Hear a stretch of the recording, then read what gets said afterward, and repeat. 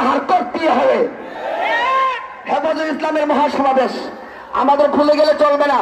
হেফাজতে ইসলামের বিগত জালেম সরকার উলামায়ে কেরামকে নিয়ে ঠাট্টা বিদ্রুপ দাবি আপনাদের সবাই মনে আছে তো? 13 দফা, এই 13 দফা দাবি অবশ্যই এই দেশে মানতেই হবে ইনশাআল্লাহ।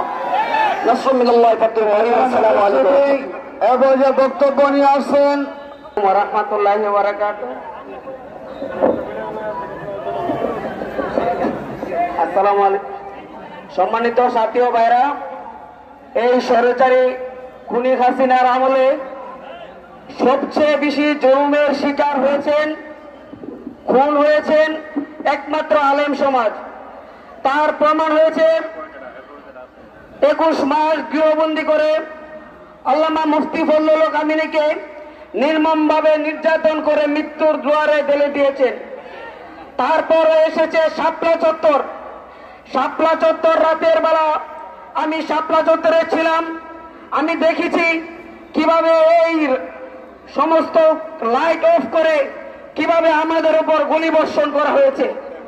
সম্মানিত উপস্থিতি, তারপর আল্লামা জুনায়েদ বাবুনগরীকে নির্মমভাবে নির্যাতন করে মৃত্যুর দুয়ারে ঠেলে দিয়েছেন। সম্মানিত উপস্থিতি, আমাদের নুমিরগড়ের কৃতি সন্তান হাফেজ মাসুদকে 2001 সালে এই কুলাঙ্গার মুক্তাদিরের নেতৃত্বে জামিয়ার মধ্যে 2016 সালে এই মুক্তাদির গঙ্গা নির্মমভাবে নির্যাতন করে গুলি করে হত্যা করা হয়েছে।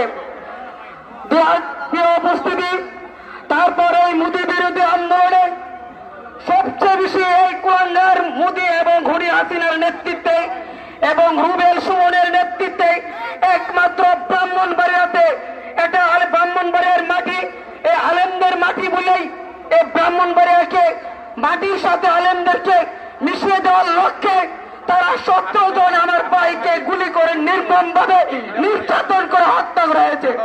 প্রিয় উপস্থিতি, আজকের এই মহাসমাবেশে হেফাজতে ইসলামের সংগ্রামী মহাসচিব আমাদের প্রিয় অভিভাবক আল্লামা শাইখ সাজিদুর রহমান হুজুরের কাছে আহ্বান করব, এই খুনি হাসিনা সহ মুক্তাদির সহ যে সমস্ত দোষীরা রয়েছে সকলের বিরুদ্ধে ব্রাহ্মণবাড়িয়া থেকে তাদের বিরুদ্ধে মামলা করা হোক।